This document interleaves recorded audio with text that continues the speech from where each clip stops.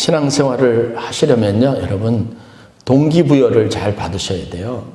내가 교회 가야 될 동기부여가 있어야 되고 기도해야 될 이유가 있어야 합니다. 그러한 것이 없이 신앙생활을 한다는 게 참 어렵습니다. 코로나19 사태가 계속되면서 여러 가지 고민들이 많이 깊어지는 것 같습니다. 마음의 불안을 언제 떨쳐버릴 수 있지? 언제 되면 내가 마음 놓고 교회 가도 괜찮을 정도로 상황이 호전이 될까? 그렇게 한 주 지내다 보니까 벌써 2달이 되고 3달이 되고 자칫 잘못하면 4달이 되고 반년이 되고 1년이 될 수도 있습니다. 여러분들 마음에도 내가 뭔가 새롭게 결단할 수 있는 구체적이고 실질적인 하나님의 도전들이 있어야 될 줄로 믿습니다. 그래야 우리가 결단해서 새로운 일들을 도모할 수 있습니다. 저도 개인적으로 신앙생활 하면서 이런 동기부여들이 참 많이 있었던 것 같습니다. 어려움은 어려운 대로 또 좋은 일은 좋은 일대로 제게 참 많이 위로와 격려가 되었던 것 같습니다. 그리고 한 가지 점점점 확실해지는 것은 하나님은 살아계시다. 신기하게도 눈으로 볼 수는 없지만 직접 체험할 수는 없지만 누구나 다 인정할 수 있는 이게 하나님이시다, 하나님의 역사다라고 그렇게 동의할 수 없는 일이지만 저는 마음속에 분명하고 확신 있게 하나님이 함께 하셨다. 이 일은 하나님의 역사하심이 있었다라고 고백할 수 있는 순간들이 참 많이 있었습니다. 기도할 수 있게 만드시기도 해요. 기도하면 기도한 것에 대한 응답이 있으니까요.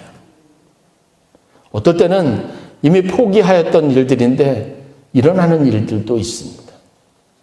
그러니까 어느 정도 되면 그만두던 기도도 이제는 반복적이지만 계속 할 수 있게 되는 것 같습니다. 신앙생활은 하나님 앞에 바램을 갖는 겁니다. 기대를 갖는 겁니다. 성경에서는 하나님께서 우리의 마음속에 소원을 심어주신다라고 표현하기도 합니다. 그리고 그 소원이 무엇인지 아신다고 말씀하셨어요.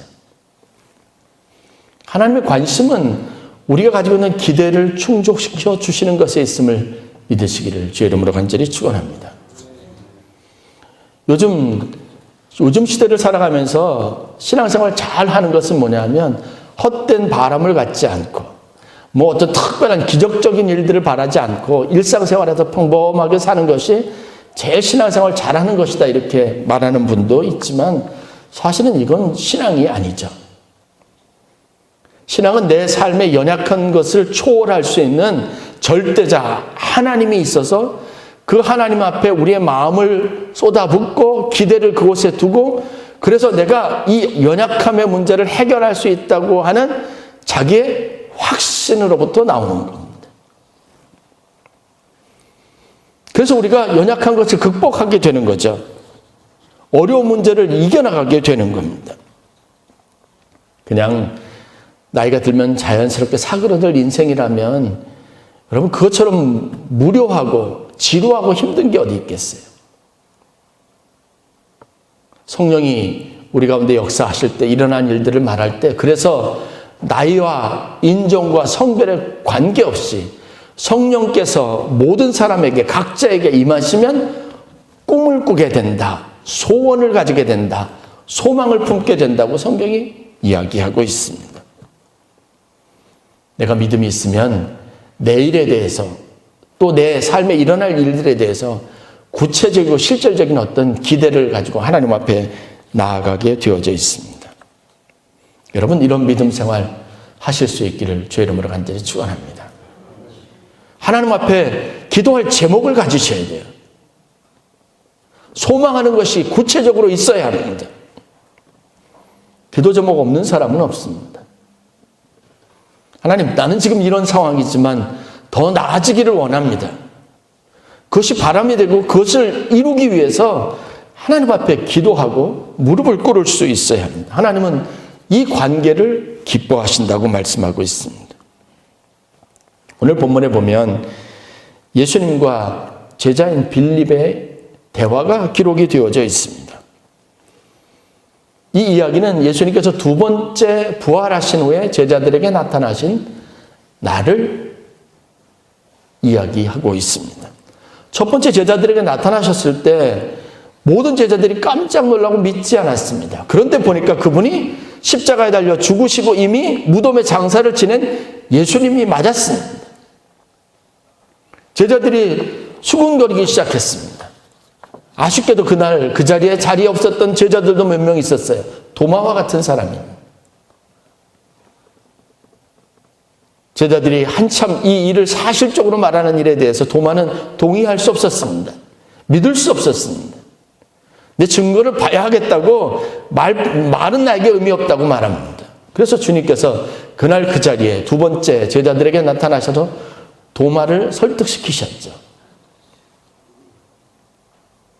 놀라운 것은 분명히 그들은 예수님이 십자가에 달리시고 숨이 끊어지고 세마포에 싸서 장사를 지내서 무덤에다 장사를 지낸 것을 보았습니다. 그런데 그 주님이 분명히 살아서 부활하셔서 다시 오신 것 아닙니까?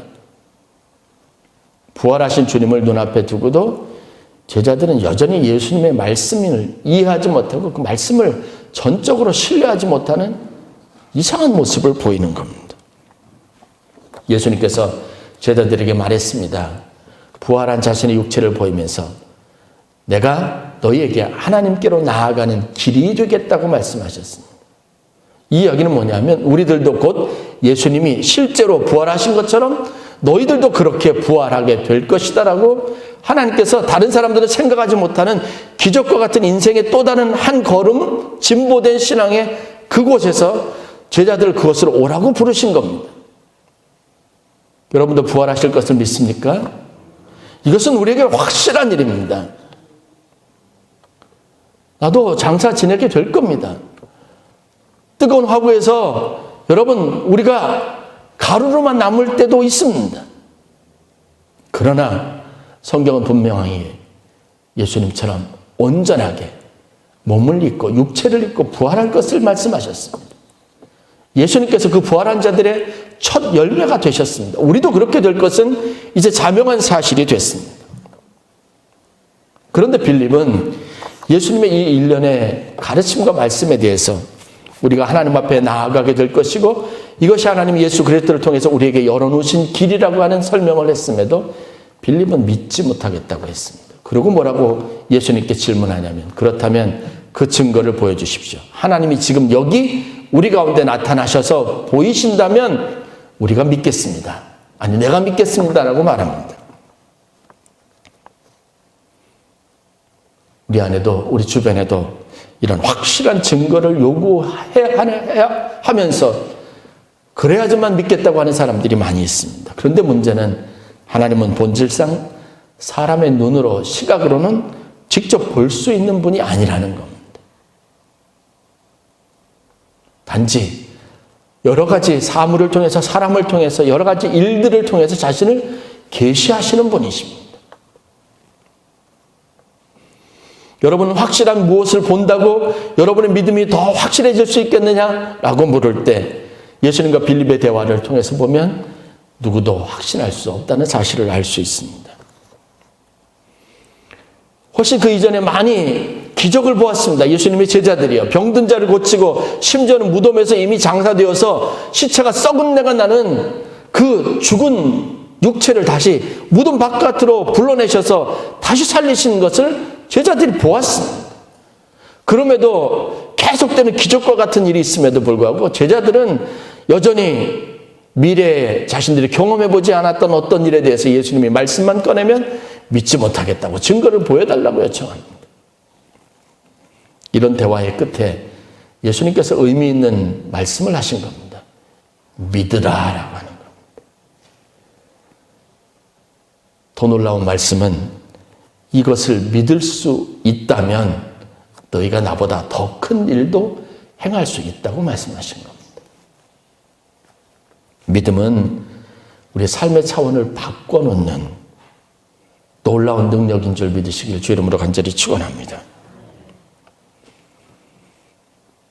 이 메시지 안에 담겨져 있는 예수님의 의도는 무엇일까요? 증거를 통해서 믿는 게 아니라 이미 우리가 삶 속에서 발견한 많은 증거들을 믿음으로 삼을 수 있는 훈련이 있어야 합니다. 그리고 우리는 담대하게 더 크고 놀라운 일들을 기대하고 하나님 앞에 그것을 구할 수 있는 성도들이 되어야 될 줄로 믿습니다. 예레미야 선지자에게 주셨던 말씀 중에 우리가 잘 기억하는 예레미야서 33장 3절 말씀이 있습니다. 너희는 내게 부르짖으라. 내가 내게 응답하겠고 내가 알지 못하는 크고 비밀한 일을 내게 보이리라. 부르짖으라고 말하고 있습니다. 하나님은 부르짖지 않아도 모든 것 안에 역사하시고 그만한 충분한 능력을 가지고 세상을 섭리하시는 분이신데 우리에게 부르짖을 것을 요청하십니다. 왜 부르짖으라고 말씀하실까요? 하나님은 자연스럽게 드러나는 분이 아니기 때문에 관심을 갖고 찾고 구하고 두드리는 자에게 나타나시는 분이십니다. 자신을 계시하시는 분입니다. 역사를 통해서, 기도 응답을 통해서, 기적을 통해서 하나님이 어떤 분인지를 우리에게 드러내 보이시는 분입니다. 그래서 우리는 구체적으로 내 삶에 어떤 일이 일어나기를, 기적이 일어나기를 바라고 기도하는 마음을 가지고 있어야 합니다. 그것이 바로 우리가 가져야 될 믿음입니다. 그러면 어떤 일이 일어나죠? 우리가 그것을 통해서 하나님을 알게 되죠. 그러면 그 믿음을 가지고 우리는 하나님의 능력을 가진 사람이 되는 겁니다. 성경에 이와 같은 좋은 본보기가 되는 한 선지자가 있습니다. 바로 엘리사 선지자입니다. 엘리사 선지자는 엘리야의 제자로 알려져 있습니다. 북왕국 이스라엘, 당시 아합 왕과 이세벨이라고 하는 악명 높은 그런 통치자가 북왕국 이스라엘을 오염시키고 우상으로 들끓게 만들었던 그런 어두운 시대입니다. 엘리야 선지자도 어떻게 보면 이들의 심 앞에서 한때 도망자의 신세가 되었던 그런 악명 높은 왕이 통치하던 시대의 선지자입니다. 그런 시대에 사발의 아들로, 평범한 농부의 아들로, 착한 아들로 아버지의 뒤를 이어서 그렇게 농산일을 돌보던 평범한 청년이었습니다. 그러던 그가 엘리야의 제자로 픽업되고 엘리야의 문화에 들어서 그에게 훈련받고 그리고 그의 제자가 되었습니다. 제가 보기에는 엘리야 수하의 문화생으로 있으면서 제자로 있으면서 엘리사가 탁월했던 것은 아닌 것 같습니다. 단지 성경에 엘리사에 대해서 이야기하는 것은 그의 평범한 것과 그가 엘리사의 물을 떠다 바치는 수종드는 사람 정도였다는 겁니다. 많은 사람들은 엘리사를 그렇게 기억했습니다. 그런데 열왕기하 4장에 보면 엘리야가 하늘로 승천한 이후에 기적을 행하는 위대한 능력 있는 선지자가 된 겁니다. 열왕기하 4장에는 5가지 기적들이 소개되어져 있습니다. 첫 번째 기적은 선지학교의 생도 중에서 먼저 세상을 떠난 생도가 있는데 그 가족들이 홀로 남겨져서 어머니와 두 아들이 먹을 것이 없어서 가난해서 자식들이 이제 남들에게 종으로 팔려갈 신세가 된 겁니다. 우연히 이 소식을 듣고 그 가정을 방문합니다. 딱한 사정을 들었습니다. 그 어머니가 말합니다.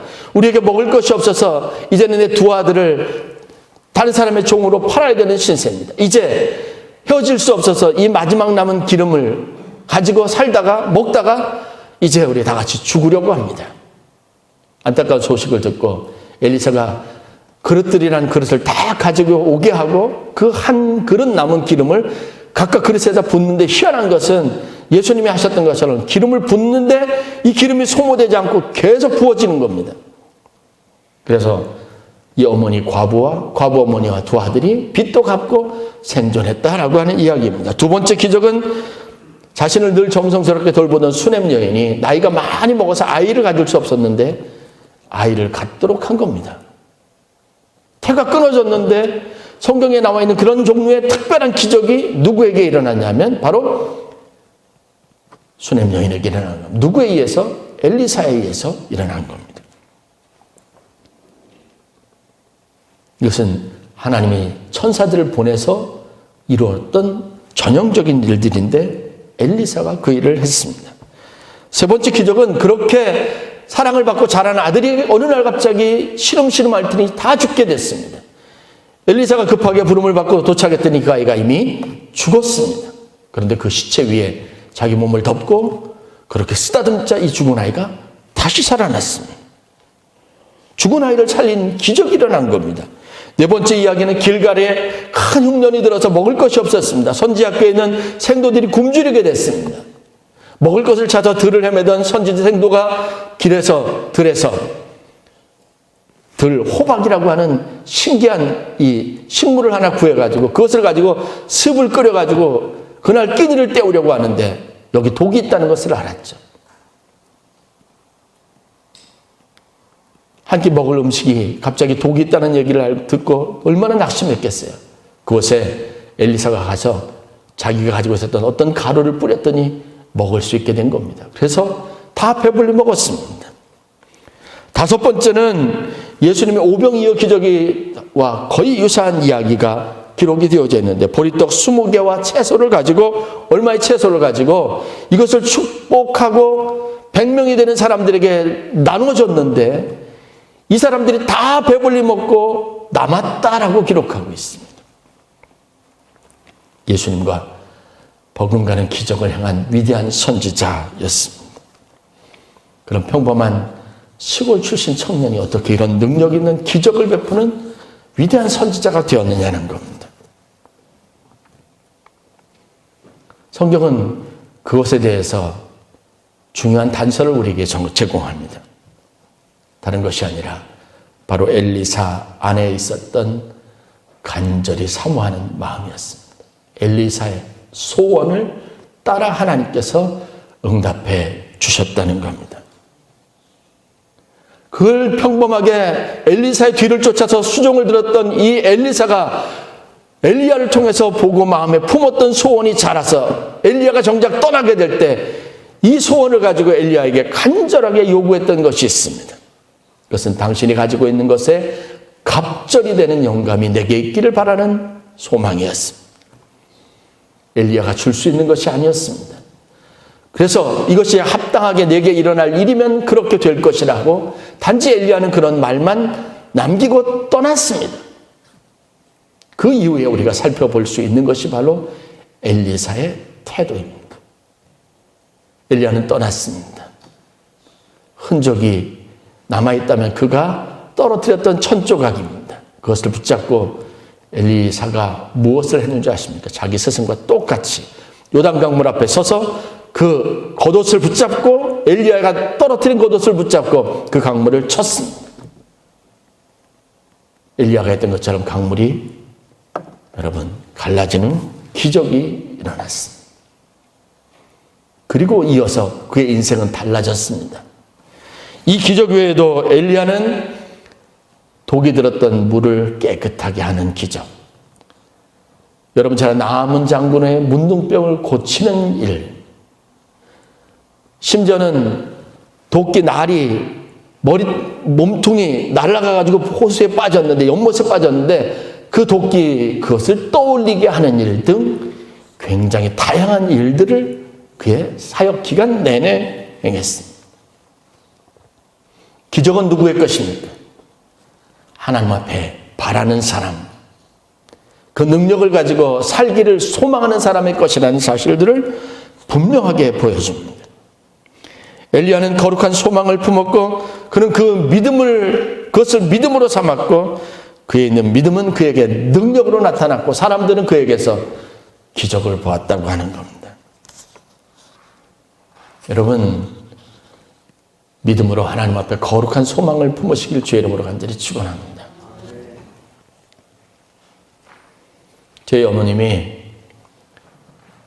저희 아버님 마지막 암투병을 하시는 과정들을 쭉 지켜보시면서 굉장히 저는 몰랐던 힘드신 시간들을 보냈어요.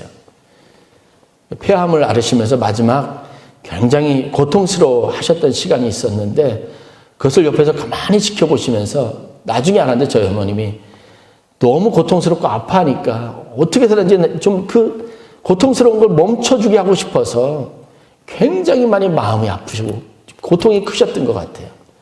그때 무엇을 하기 시작했냐면 기도를 하기 시작하신 거예요. 너무 고통스러워하니까 어디 아프냐고 아픈데 말해보라고 하면 저희 어머님이 거기다가 손을 대고 그냥 기도를 해주시는 거예요. 그렇게 해서 남편이 좀 덜 고통스러웠으면 하는 마음이 있었던 거죠. 그런데 그렇게 시작하셨던 그 어머님의 기도가 뭐냐면 은사가 되셨어요. 누가 아픈 사람이 있으면 찾아갑니다. 그때 남편 옆에서 괴로움을 속에서 계속 고통스러웠던 남편의 모습을 생각하며 그 괴로움을 당하고 있는 그 사람을 위해서 간절한 마음으로 기도합니다. 그게 사실인지 어떤지는 모르지만 저는 사실이라고 믿습니다. 그렇게 해서 저희 어머님이 많은 사람들을 전도하셨어요. 저희 시골교회에서 전도상을 타십니다. 특별히 병든 사람, 암 환자 무조건 다 교회 데리고 가셨어요.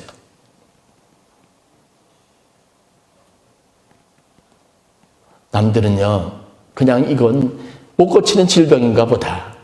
그리고 포기합니다. 그런데 저희 어머니에게 암은 하나님의 능력으로 치유될 수 있는 질병이라고 하는 믿음이 있습니다. 제게 말씀하시는 걸 보면 저희 어머님은 일상에서 수도 없이 많은 치유의 기적을 보고 살고 계셔요. 저희한테도 전화하면 어디 아픈 데 있으면 꼭 얘기하래요. 기도해 주시겠다는 거예요. 때로는 제가 부끄럽게 나는 그것을 믿는다고 말씀하시면서 에이, 그냥 약 먹으면 되죠. 제가 그럴 때도 있습니다. 엘리사가 다른 점이 뭔지 아십니까? 그는 그런 능력이 삶에서 우리의 인생을 얼마나 바꿀 수 있는지 엘리야를 통해서 보았습니다. 그리고 보다 더한 능력을 가지고 사람들을 돕고 싶은 마음이 있었습니다. 그것이 그의 사역이 된 겁니다.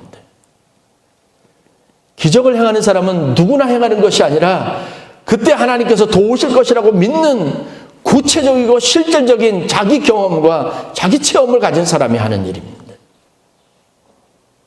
여러분, 우리도 신앙생활에서 이런 믿음을 가지고 이런 소망을 가지고 하나님 앞에 나가야 될 줄 믿습니다. 하나님은 우리에게 말씀하십니다. 내가 내게 무엇을 하여 주기를 원하느냐? 내 이름으로 무엇이든지 구하라. 예수님도 말씀하셨습니다. 그러면 내가 시행하겠다고 말했습니다. 우리가 믿음을 가지고 예수님 말씀처럼 더 큰 일을 위해서도 기도하면 우리가 더 큰 일도 주님이 하셨던 것보다 더 큰 일도 할 수 있다고 말씀하십니다. 증거를 찾는 것은 늘 우리를 목마르게 합니다. 그러나 믿음으로 하는 일에는 하나님을 경험하고 하나님의 역사를 삶을 통해서 체험하는 놀라운 은혜가 있는 줄 믿으시길 주 이름으로 간절히 축원합니다. 결국은 성경의 기적 이야기들이 우리에게 주는 몇 가지 중요한 교훈이 있는 겁니다. 이 기적은 일상적인 그런 문제들 속에서 하나님을 발견하고 하나님이 어떤 분인지를 알게 하는 중요한 수단이 된다는 사실입니다. 그래서 우리를 항상 매 순간 모든 일 가운데 하나님께 우리의 시선을 돌리도록 하는 그런 축복이 있습니다. 그래서 저는 여러분들에게 기적을 믿고 기적을 체험하고 여러분들이 기적의 주인공이 되시라고 권면하고 싶습니다. 하나님 앞에 기대를 가지세요. 하나님 앞에 소망을 가지세요. 그리고 하나님 앞에 매달리시기를 바랍니다. 다 소망이 끊어진 여인의 몸에도 자식이 생기는 겁니다. 무덤에서 이미 사망 선고가 내려진 사람도 그 무덤 문을 박차고 나와서 하나님의 영광을 드러내는 겁니다. 기적의 주체는 우리가 아니죠. 하나님이신 겁니다. 하나님을 믿는 믿음으로 우리를 초대하는 겁니다. 두 번째 기적이 우리에게 주는 교훈은요. 하나님께서는 우리의 세세하고 은밀한 별것 아닌 것 같은 문제들 가운데서도 나와 같은 사람에게도 하나님께서 나타나시고 역사하신다는 사실을 보여주는 겁니다. 사실 성경에 있는 기적 이야기들을 보면 뭔가 공적이고 대단한 것 같지만 여러분 그 이야기가 시작되고 그 이야기가 진행되는 과정을 보면 이것은 개인에게 일어난 은밀한 사건들이었습니다. 독이 있었던 습을 먹으려고 그러는데 못 먹었어요. 엘리사 선생이 뭔 가루를 뿌렸습니다. 그리고 먹으라는 거예요. 망설였겠죠. 조심스러웠겠죠. 누가 그래도 믿음을 가지고 먹어봤는데 아무 문제 없어요. 거기 있는 사람 다 먹은 겁니다. 이게 무슨 화려한 이야기입니까? 뭐 어떤 특별한 의식을 가지고 했던 사람들이 주목할 만한 놀라운 일들입니까? 아닙니다. 18년 동안 이 혈루병이 들어가지고 예수님의 옷자락을 만지고자 했던 여인도 개인적이고 은밀한 사생활이었습니다. 그 여인에게 그런 일이 일어난 겁니다. 하나님은 전 우주 세계 만물을 거기에 일치된 어떤 무엇인가 역사를 일으켜서 인간을 이끌어 가시는 분이기도 하지만 하나님은 의외로 나 같은 별 볼 일 없는 나와 같은 사람의 마음의 소원 속에서도 구체적으로 나타나서 도우시고 역사하시는 분이라는 것. 그래서 내 삶의 운명을 바꾸고 내 삶의 문제를 해결하시는 하나님이시라는 것을 우리에게 분명하게 보여주시는 것이 바로 기적의 이야기입니다. 그래서 우리는 다른 사람들이 알지 못하는 은밀한 하나님이 내게 행하신 기적을 수도 없이 체험하며 사는 축복을 누리고 있음을 믿으시길 주 이름으로 간절히 축원합니다. 세 번째, 기적은 초자연적인 이야기 같지만 사실 진짜 기적은 우리의 일상이라는 사실입니다. 특별한 일은요, 진짜 특별한 경우예요. 그러나 돌이켜보면 우리가 평범한 일상을 살아가도록 하는 것은 하나님이 완벽하게 모든 것에서 흐트럼 없이 오차 없이 보호하고 계시다고 하는 것에 대한 의미입니다. 교통사고가 일어날 때 보세요. 순간 1초, 2초, 3초 사이로 사람의 운명을 달리합니다. 하늘에서 무엇이 떨어질지 내가 지나가는데 어떤 사람이 복균자가 돼서 나에게 병을 옮길지 아무도 알지 못해요. 그것을 알 수 있다면 다 예방을 조치하겠죠.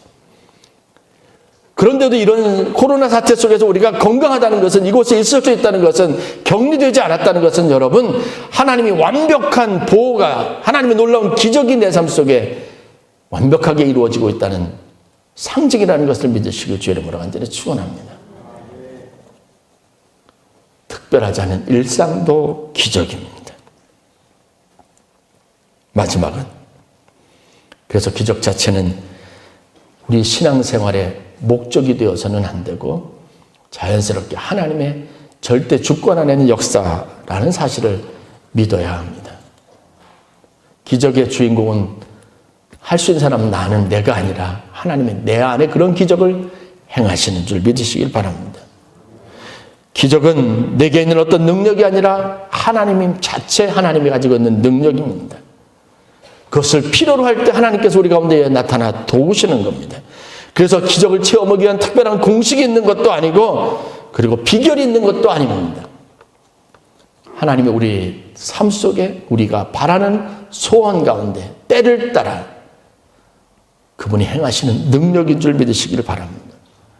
그리고 기적은 그래서 우리로 하여금 하나님과 가까워지게 하고 하나님 안에서 신앙적으로 살도록 우리를 격려하는 효과가 있습니다. 여러분, 기적이 여러분 삶 속에 늘 일어나서 신앙생활의 재미를 느끼고 살아가는 성도들이 되시기를 간절히 축원합니다. 주님은 약속하셨습니다. 그 약속을 믿고 그 일이 내게 이루어지기를 기도하시기를 주의 이름으로 간절히 축원합니다. 이 바람은 하나님이 살아계시다는 것을 여러분들에게 드러내 보일 것이고, 그 바람은 여러분들이 또 다른 하나님의 능력을 믿는 큰 믿음으로 여러분의 인생을 흔들리지 않게 하는 큰 축복이 될 줄로 믿습니다. 기도하겠습니다.